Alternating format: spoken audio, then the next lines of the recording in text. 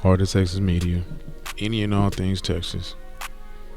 As a disclaimer to this video, we do not encourage or endorse pocket watching. That's a no-no. We keep our eyes on our own food, on our own table. However, in the world of entertainment, for better or for worse, a function of being an entertainer is the inevitable open forum discussion on your personal affairs. I don't make the rules, it's just how it is. With that said, one popular discussion when it comes to entertainers and one way artists are measured, again, for better or for worse, is the kind of revenue that they generate, first through their actual craft and from the brand created as a result of. So recently I was watching another platform that will remain nameless that rhymes with glad, and I saw a very well-known figure in the world of hip-hop, especially for those of a certain age. Vanilla Ice was not as well known as that he is from Texas, Dallas to be exact. And during his appearance, he talked about the various investments he made, including what we have to admit is a very impressive classic car collection that he estimates to be worth upwards of $50 million. And he also talked about owning millions of dollars of real estate across the country. And for someone who you could consider a one-hit wonder and has been the brunt of many a punchline throughout the years, it was actually nice to see Vanilla Ice doing well for himself. And it also got me to thinking who actually are the richest rappers from Texas. My initial thoughts were Sauce Walker, only because of his self-aggrandizing statements that we have no reason to dispute. Slim Thug, just because by all accounts Thugger is a very savvy investor and business person. He has a solid fan base, extensive independent catalog. Chameleonaire, because he famously has entered into the tech space and reportedly has done very well with some key investments. And then after that, kind of got murky for me, so I looked up a few different sources. This list I found seemed to make the most sense to me, and it's not in any particular order. They just have them numbered, so let's go through a few and talk about it. Alright, so I'm gonna go ahead and leave a link to this article in the description. Now this is for the 20 famous rappers, but I thought it was a good list to go through because it could probably equate to wealth, I would say, because the first name, Travis Scott. How could I forget Travis Scott? He's a mega superstar.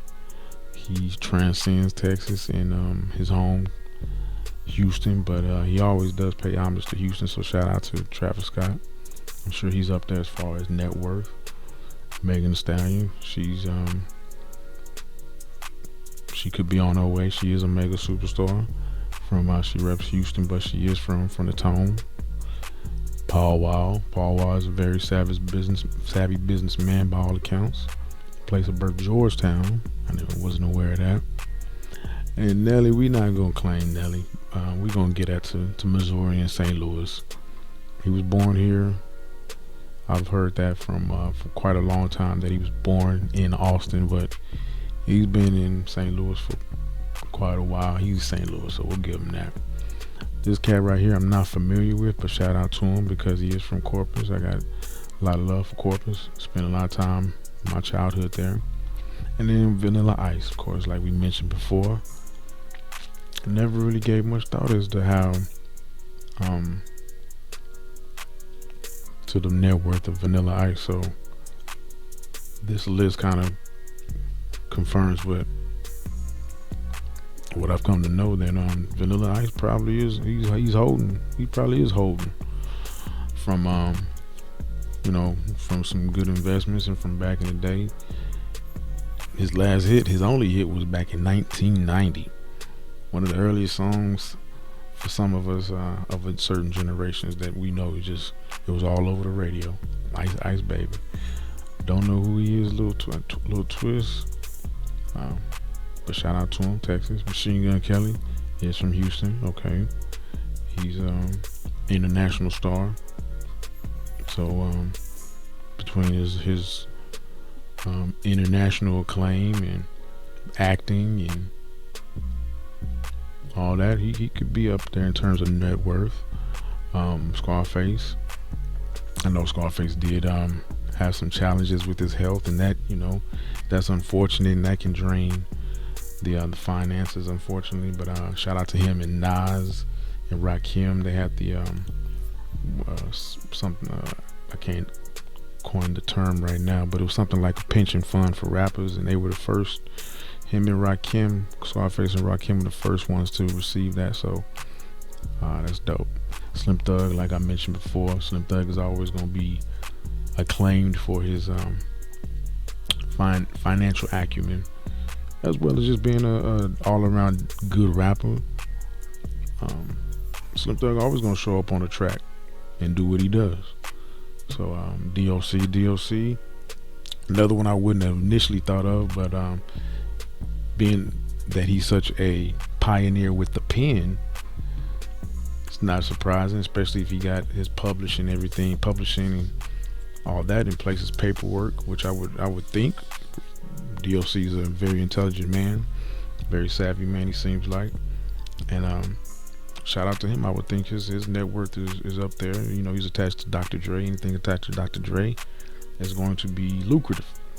So shout out to DOC. Bun B is really taking on the identity of an entrepreneur now at this point with Trill Burgers. So looks like that is quickly becoming a success for him, and as well as just being a prominent rapper who does tours and does lots of shows and is a staple as a feature. So that I'm sure that would add to his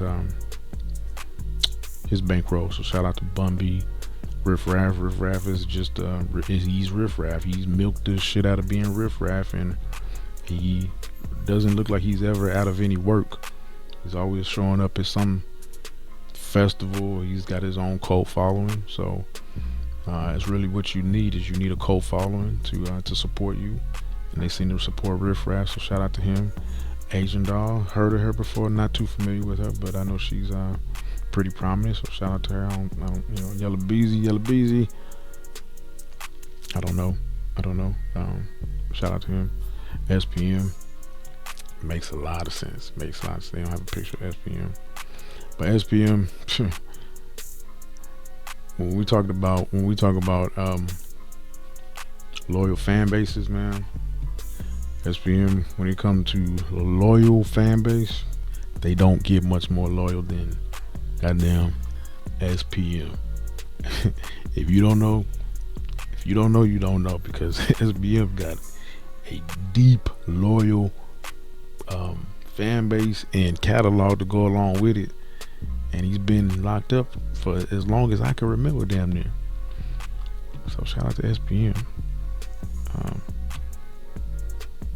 Despite whatever, all that, whatever. Shout out to him just as an artist. Erica Banks, not too familiar with her, from DeSoto. Shout out to DeSoto. Got my peoples from DeSoto. So what's up? Lecrae, I can see that. He has his own lane. He's created his own lane, so he put out some pretty extensive catalog. Lecrae got a lot of music, stays on the scene from what I see. Shout out to him. So the estate of Pimp C, we won't really get into this. He's gone, so shout out to Pimp C, or R.I.P. Pimp C. And Chamillionaire, again, like I suspected, like I mentioned, his place of birth is in DC. So that's what I just caught out of all of these. He's actually looks like the only one on this list that wasn't actually born in Texas. But he is from Texas. He is from he relocated to Houston at 4. He reps Houston hard, and of course we know he's savvy on the mic as well as in the boardroom, in the tech space, and so he drew a lot of attention when he had those front row seats at the finals a few years back, and that got a lot of people's attention as to how he was able to afford that. Again, now that's pocket watching at its finest. That's pocket watching.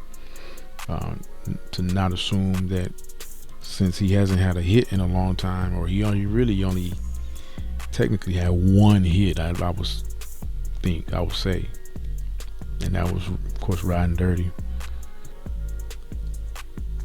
And then feel free to talk about the rest in the comments. I'm not going to go through all of these. Again, this is not about pocket watching. It's an interesting observation and discussion about the industry and some of our beloved Texas artists and how they've done in life. If you're like me, I find insight and inspiration from a number of places, including entertainers. Peace and blessings.